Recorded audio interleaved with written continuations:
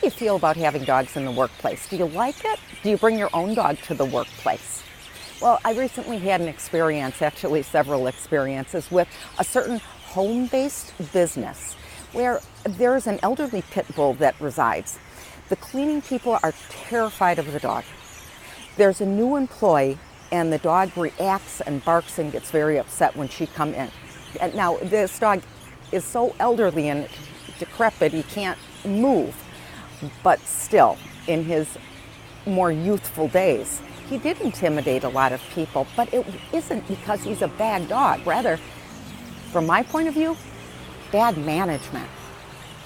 So I asked the owner of the dog, can you tie him? No.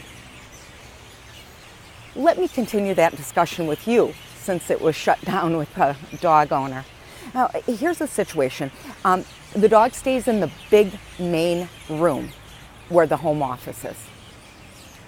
It's got a view of 5 entrances because, there are entrances all around this room. The dog plants itself smack dab in the center of that. When the cleaning people are there, there are baby gates up.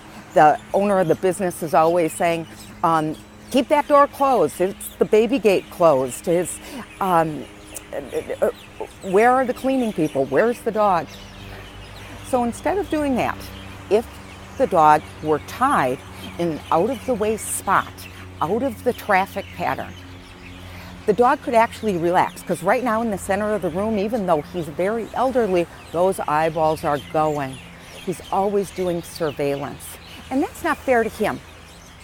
He's anxious, and he's beyond the point at 15 where he's going to be trained.